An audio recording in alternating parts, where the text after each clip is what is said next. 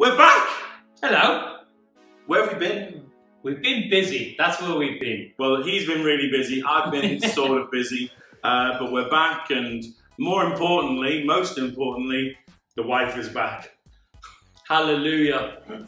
Honestly, it's been hard cooking for you, cleaning, doing all the chores, putting up with you, snoring.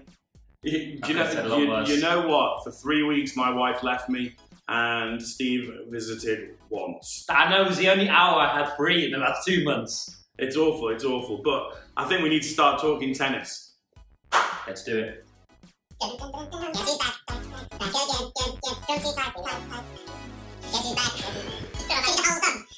Hi, this is Paul from Strong Too Tight. Stephen here, hello. And we are back and hopefully getting our together. Back into it, get the routines going again.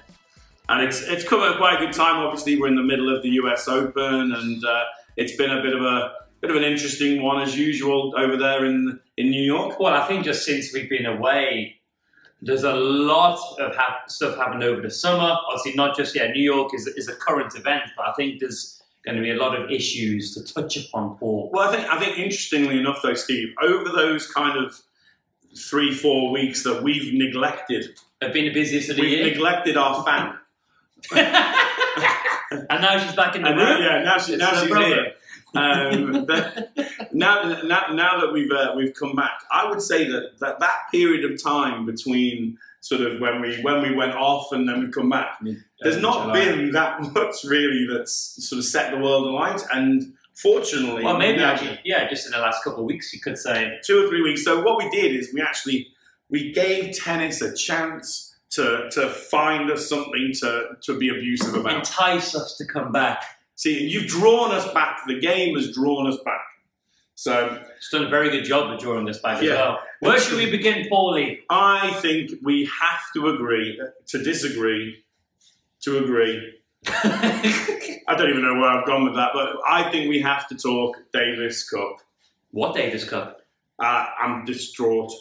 I wanted to bring Rafa down from. Gosh, how he obviously Rafa, a good friend of ours, has been. I've seen on Facebook he's been trying to get to the government, to Macron. Like, fair play to him, but you're wrong, Rafa. Well, let's do it. Okay, so for those of you who don't know, God knows why you're watching this thing then, because if you don't know what's going on with the Davis Cup, then why are you watching a tennis podcast when that is tennis? So the Davis Cup has been voted for. I don't know why, but by the nations, I think it's around about a 75% to 25% split. That the Davis Cup will be reformed at the end of next year, and it will be an 18 team event hosted in September time, and it will be just it will be 2 singles and a doubles. Basically, so it's just going to be, instead of a whole year-long event with home and away fixtures, it's going to be crammed into 1 week. They say 18 teams, a 1 week event in one city. What are your thoughts? Initially, I hate it. Hate the plans. I think it's a disgrace that it's clear that money just rules the roost now, and a beautiful event like the Davis Cup is being spoiled because of corporate greed. Yeah, I think one is the way of the world. I think at the moment, my only biggest, like I agree with Paul actually, when it first came out, I was disappointed, I have to say. More just for me, disappointed for the fans. You know, some of the greatest matches that I'm sure we've ever watched have been Davis Cup events on home soil. So for example, obviously in Britain, when there's 99% of the stadium is British and you're against another team, you feel the pride, you get emotional, you're into the match. It doesn't actually matter who you're playing against. It's so now, unfortunately, there's going to be, quite possibly millions of fans who are going to miss out on seeing their idols. Like I say, it's just going to be in one city for 1 week. So now, it's going to price out 95% of the spectators, which is at the moment a big issue in tennis, which we'll come to at another point, I'm sure. And at this point in time, I don't see the reasons for it, because at the end of the day, we've now got the Laver Cup, which was lovely. It was fantastic. It was a great event. It's in Chicago this year. I thought it was every 2 years. I'm wondering why it's in Chicago this year, and last year it was in Europe. Well, I think he wants to go yearly. Federer. This is obviously, yeah, the Laver Cup, which is Federer's management team. But like I say, this is a thing. That's every September. They want to have this Davis Cup event in September. So what are people, well, not just the people, what are the players going to choose? I think I know. But what are the players going to choose? And the other thing, which I don't really quite understand, is where does this affect the smaller countries? I mean, it's the 16 countries are going to be in it, plus 2 wild cards. Yeah. Now, there are over 100 countries playing in the Davis Cup. Well, this was the thing, is that there was 140 votes. What are the other 100 and, where am I? 18, 112 teams, what are they voting for? Because they're not going to get anything out of this. You know they've been, how can I say this? You know they've been bribed and paid off to vote for this change. Okay, Ethiopia. Maybe. Ethiopia got a vote. Yeah. What are they? They're going to do. They're going to have 0 participation in this event. Yet they've had an influence in one of the oldest competitions in the world. How is that even possible? It's the same as the World Cup. They get these smaller teams to vote. I want it to be in Qatar. I want it to be here, wherever. Which is good, by the way, because it's close to us. But they've got no. So such a small sort of percentage, you could say, no disrespect to Ethiopia, we have some Ethiopian friends, but has had a huge change on the outcome of something so vast. The interesting point about that one, Steve, as well, is that the little countries, obviously, the smaller countries, so apologies if I'm being degrading, but the smaller tennis nations, for me, are going to lose out horrifically. Well, that's what I'm saying. No, where I'm going with this, though, is this. Australia, UK, yeah. I think France, 3 huge, 3 of the top 4 in Davis Cup history voted against it. And America, I'm pretty sure, as well. Did the States vote? I didn't want to say about them, but I know for a fact that those 3 voted against it. So how has it gone to that point where it's gonna be this event? You have to, right, I'm going to go through the year, I suppose you could say. Players have got the slams, okay? So there's 4 slams in a year, okay? 4 slams, 2 weeks. That's 8 weeks, if they get through, right? They've also got 10 Masters. Yep. And they've got the Masters finals. Yeah. So you've got if they get in 11 weeks, but only 8 of them have got 11 weeks. However, what I will say is that Indian Wells and Miami are actually week and a half events. Yep. Okay, so you've actually got 12, 13 weeks. Okay, so you've had the 8 weeks, 12 or 13 weeks, you're now at 21 weeks. Yeah, and obviously with the Grand Slam as well, you have to get there 3 or 4 days before to prepare. So you don't play a tournament that week, but you still are, essentially it's another week you could add in. So you're looking at half the year. And the Davis Cup was 3 days sporadically over the year. And now they want to make it into a 1-week event, where if you keep winning, you're going to have to play more singles, and it's only going to be best of 3 sets. Yeah. So I'm struggling to understand the difference. I'm struggling to understand where in the scheme of things. Well, yeah, that's the difference. Because I've just read that the winner gets $20 million. That's what the prize money is for the winner. $20 million. Jamie Murray's. I've just literally just read 15 minutes ago, Jamie Murray, loving it. Yeah. Because he's just said all of these players are going to make all this money. So you think of it from, like we've mentioned before about doubles players, how they get such a small percentage of the massive things. Even the singles players, believe it or not, get such a small percentage of the overall money, even though you might think 2 million prize money is not bad. It's actually nothing compared to what they bring in. Is that now he's thinking, I can make $20 million here. Well, Jamie Murray? Yeah, that's what I've just read now. So unfortunately, yeah, the business side of things, and this is what's going to happen, is that I think the players are going to play because they're going to get this humongous prize money. So now my question is that a bad thing? Okay, so I'll come back to, following on from what you just said. last year, the year before, all the talk was about the fact that the money was not being distributed evenly over the whole pro circuit. Well, we've been told what the percentage is of. We know that the percentage is less than sort of 20%. It was 14, I believe, wasn't it? About 14%. The players get 14% of the share of everything. So if that's the case, then now we've got an international tournament where only 18 teams are going to be able to get into it. Mm. The top teams will usually have the top 10 players. Mm. So the money just goes again to the same people. But I'm sure where's the spread there? Well, that's obviously, yeah. Although saying that, and I don't really want to go off topic, Steve and I have been actively really watching the North American circuit, and to be blunt, the crowds are a joke. It's embarrassing. I mean, I was calling you up when I was watching. So Kyrgios Del Potro, what a match! I'm waking up to watch it. I'm telling you now, it was a 10th full. There was nobody there. Federer was playing next, and it maybe got to maybe half full. What's going on? Federer Kyrgios as well, even in the US Open. Federer Kyrgios, not last night, the night before, had a lot of spare seats. You go to Wimbledon and watch that, there will not be one spare seat. So whether it's general austerity that's going on at the moment in the world, are they being priced out? Are they being priced out? Which I think is realistic. Yeah. I mean, you can't have morning or 12 o'clock matches. The tickets being $150. It's crazy. People are in work. People have got jobs. Kids are at school. What are you doing?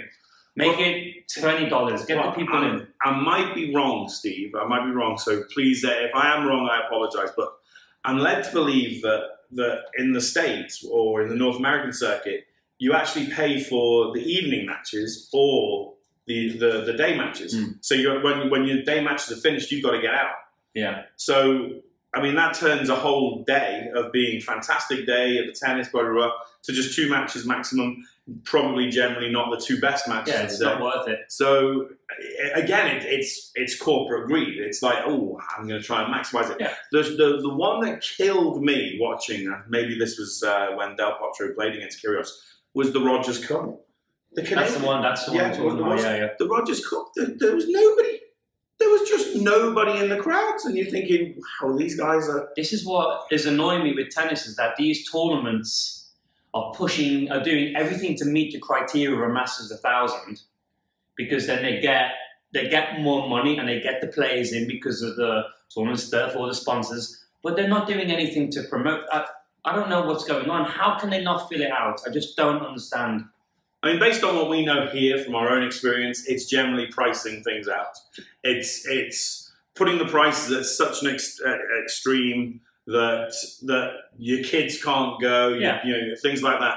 So, I mean, I always say, you know, you should have kids' days that the kids can spend the whole day with their family. Mm. You know, here, I mean, I don't know how to convert it, but I'd say, you know, have a day where it's like $5 a ticket, and go out to the schools and the local areas and just get bums on seats, for goodness sake. Well, get bums on seats, and then also just because they're even business-wise, they're going to spend money in the restaurants, in the shops, on the merchandise, on the food, the drink.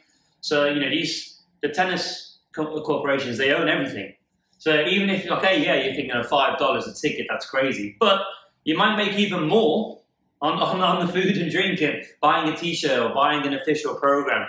You know, it's not just about, you don't just make money on the ticket sales. It's everything. If anything, you make more money elsewhere. And here, as you know, the sales, the F&B and the what's the word I'm looking for?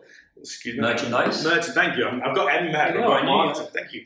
That is not a good sign if we're thinking alike. But the merchandise side of things, I mean, it's been terrible. You and I, how many times? You and I went to the O2. Wasn't the merchandising garbage? I mean, it was the tiniest corner, and it was dreadful stuff. Yeah, it was the worst merchandising for an event like that I've ever seen in my life. Well, we went to go and buy some stuff, but we didn't. I'm not spending £60 on a T-shirt with just ATP across. Yeah, I can make that. And then instead we went to Tesco's and we got a meal deal. Got a meal deal for £5. So it worked out all right. We digress. Anyway, back to the Davis Cup. Now, I'm going to give it a chance.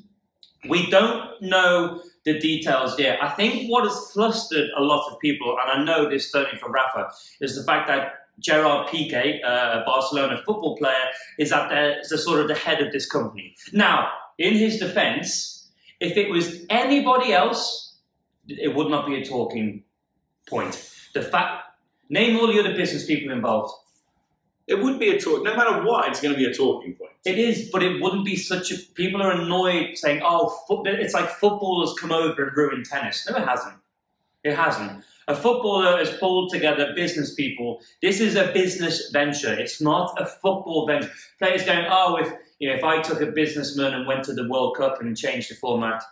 Well, it's not tennis v football. But that's what's happened in Spanish football, hasn't it? They've done this deal where there's a La Liga match that's going to be played in North America, and now all the footballers in Spain are saying, "Forget it, we'll just strike." We don't want that's a football thing. That's not a tennis person doing. No, but okay, so the tennis players, if they don't agree with this system, have to strike. Yeah, I don't mind that. They can do that. But I've got no problem with Gerard Piqué being involved in this. But, right, are the players going to strike? Because at the end of the day, they've all come out kind of saying different things. It seems to be the ex-players that are the ones that are getting wound up, the Leighton Hewitts of this world. Because they're going to miss out on $20 million. That's why, because they are missing out on a chunk of the money. It's jealousy while these other players are going at it. Oh, it's not jealousy. It is jealousy. They want to be part of the event. This is the modern world. This is what's happening. Well, did you know, actually, so the one below Piqué is the guy who runs, I've forgotten his name, the billionaire who runs Indian Wells. Larry, yeah. And we have spoken very highly of him. That tournament, we said it before, should be the 5th Grand Slam of the year. He's transformed that tournament into the players' favourites. They love it. It's in the middle of nowhere, but he's built an oasis in that desert, as he said. So the fact that he is involved gives me more confidence that, okay, Gerard Piqué is the head of this, but he's got clearly people in the know about tennis below him, helping him. Well, the thing about that as well is that even that the Indian Wells tournament, it's kind of put the nail in the coffin for Dubai Duty Free Tennis Championships, because we should have looked at that 5 years ago. Yeah, that tournament, the Indian Wells tournament was always there, but it wasn't as big. And Larry Ellison, sorry. There we go, yeah. So basically what happened was the players would go to Australia, they'd then come here, they'd play the event here, and then they go to the States. All they did was they changed it now, and they've made it so they play Australia. They then decide to go to Acapulco, which is just a little bit further south. It's certainly not going to 2-3 hours away. Yeah, instead 2-3 hours of away. 30 hours away. And then they can play in Acapulco, and then they go to Indian Wells. Dimitrov came here this year, went to Indian Wells, got killed first round. Got killed first round here as well, actually. Yeah. So got killed most in first round. Yeah. He must have had the worst season in his history. Well, I think his appearance fees went up, so hence his tennis has gone down. Yeah, he won the Masters finals, and that's all. It all got to his head. So yeah, I mean, you could argue that Indian Wells has paid to quite a few decent tournaments. So. But then people should be looking at that as the benchmark and thinking, right, this is okay. It helps they've got a billionaire, but we can do that. We can do not me and you, but we can do that here. I've just seen with the Davis Cup. Don't get me wrong, I was bitterly disappointed. People don't like change. This is a common fact in the world. People don't like change. I'm just of the opinion, a little bit like Federer, let's just see what happens. The news is broken, everyone's disappointed and annoyed, and obviously there is going to be changes. This could be one of the best things that happen to tennis. We don't know yet, so let's give it a chance. But we've already seen, though, that Kyrgios has pulled out of the Australian squad. And it says that it's a pointless match for him to play because they got beaten first round, so they were in the World Cup playoffs. Well, there we go. He's right. It is a waste one. So the tournament this year is Mickey. Yeah, it's Mickey Mouse. We might have a chance. Britain might win. Everyone is obviously because people are trying to play for the playoffs to get into the World Group, but there is no World Group. We're in the semi-finals already, and we're not there. Say again? We're in the semi-finals already, and Britain aren't there. Yeah. So there we go. So at this point, Steve, I'm just going to do this. Is that coming next? No, because you want to do it now? This isn't a topic of like we could spend the whole podcast doing. But so as you may have seen, obviously Roger Federer, we actually that's a bad sign, isn't it? It is a bad sign. We obviously were part of the world exclusive for his new racket, which we did such a good job of that he's now decided to change back to his black autograph racket at the US Open. So yeah, he's not playing with the white. We've been told different reasons why by almost the same sources in a way. The official line from Wilson is because when he's playing in evening matches, which he would normally do at the US Open, he's played one evening match so far out of 4. But anyway, that he prefers to use the all black. It looks better with the outfit. So what did he use in his day matches? And he's used the all black one. And his night match? All black. So obviously there's a bit of controversy around the fact that people feel a little bit duped, you could say, but you shouldn't be buying a tennis racket just because Roger Federer uses it. For me, there's not much blame on Federer here. I think. No, do you know what? Well, there was a comment actually on Wilson's Instagram where it was like, "I want my money back," and somebody else then commented saying, "If you're buying a racket just because Federer uses it, you're a fool." Yeah, and it is the case. You know, if you're buying a racket with the specs that Roger Federer uses, you're insane because he has extreme specs that normal human beings don't really use. That's not a racket to recommend. No, because it's such an advanced specific racket to him. Don't get me wrong, it's a fabulous racket. And what I will say, and we've actually been criticised even on our page for this, is that we have said all along that we felt it wasn't just a cosmetic change. Nope. I think I've played with it. I've played with it. You've played with it. It is, I'm telling you now, it's different. There is a slight difference. There is a difference. And you know, like I said, we're mere mortals, we're nobodies, right?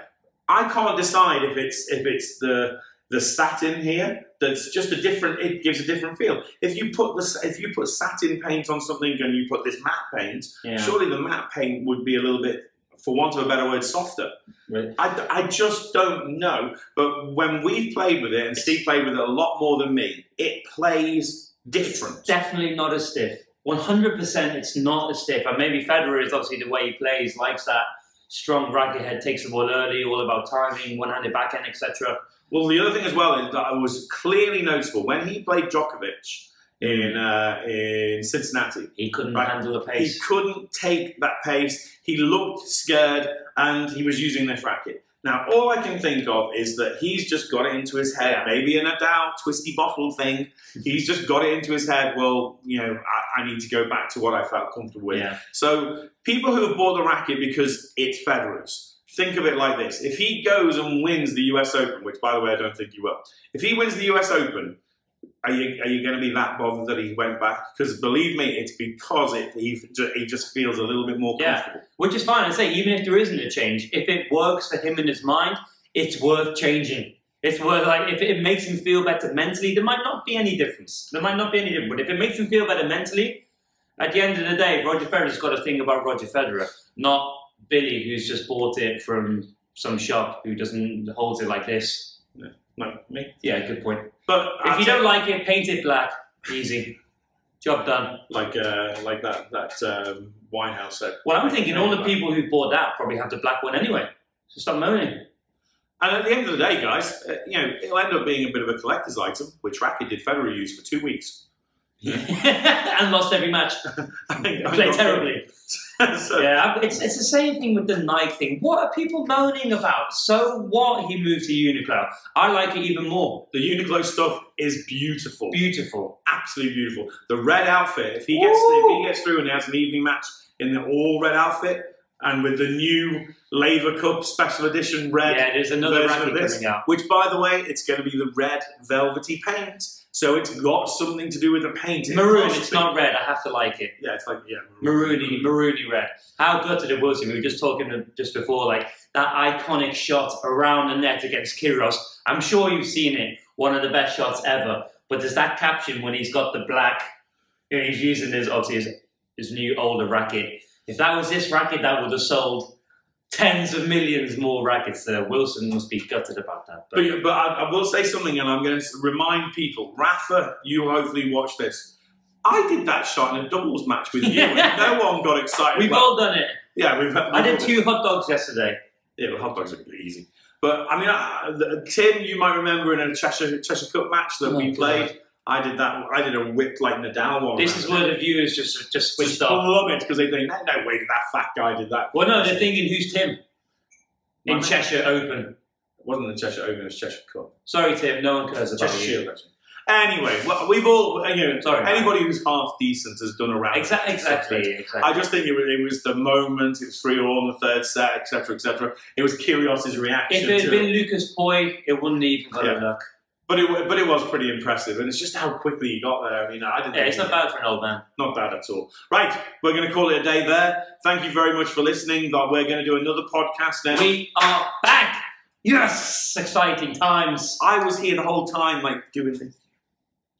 Yeah, some of us have to work. I've been working with ATP, WTA players. Quickly, massive couple of shout-outs. Okay, 1. Steve and I are going to be coaches for the Special Olympic UAE tennis team. With our good friend Christoph. So, Strung Tutor, I was asked if I'd be interested in doing it. And Steve, myself, and Christoph are a phenomenal team. We're all very, very passionate about working with special needs. I'm very passionate about giving something back to the country that I chose to live in. That we love. That we love, and that most people do not have the respect to think like that, but we certainly believe that we do. Try to make a difference. So this Friday we've actually got the sort of team thing over in Abu Dhabi. And yeah, we're going to be doing that. That's one thing. That's cool. Yeah, we're representing the UAE. How cool is that? I know. I am particularly proud about that. How's your Arabic? Good. Mintaz. Joy Jitto. Me too. Shukran. Have one.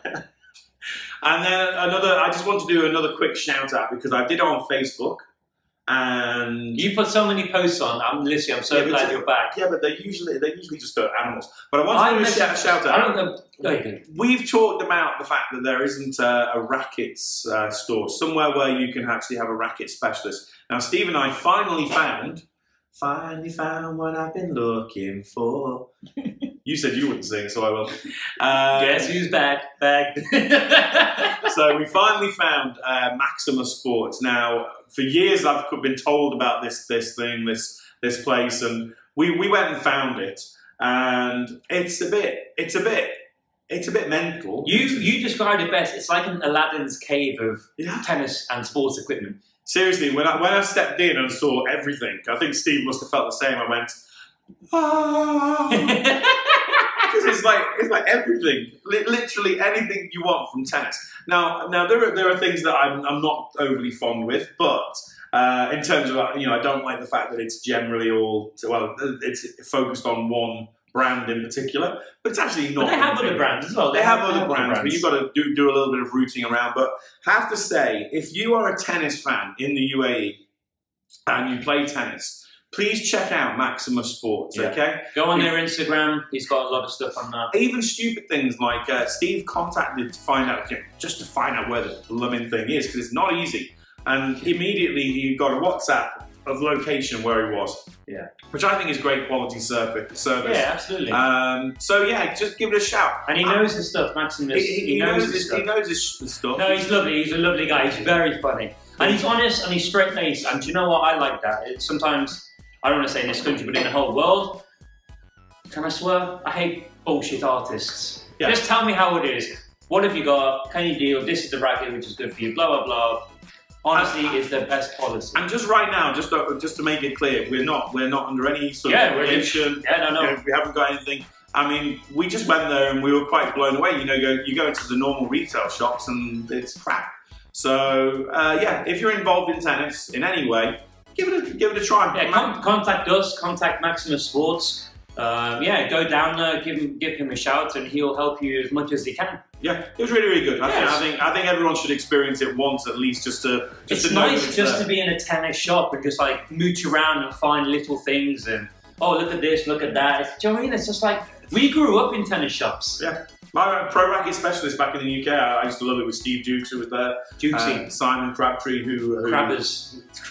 Such a thing. What? Right. Anyway, so there we go. So thanks to them. I'm going to speak a little bit more to Maximus this week because. So my next podcast will have Maximus Sports banners. Strongly Tigers are gone. No. He's specifically interested in helping us out with the special needs. Well, yeah, exactly. So again, I think anybody who's got that kind of compassion. Well, I think he has a little bit of vision now. He's not. We understand business side of things, but he's not just in it to make money. He wants. He wants to be seen, and he wants quality, and he wants to get involved with tennis. Brilliant. Right, that's us done. Thanks very much for watching, and thank God my wife's back. I agree. Take care, everybody.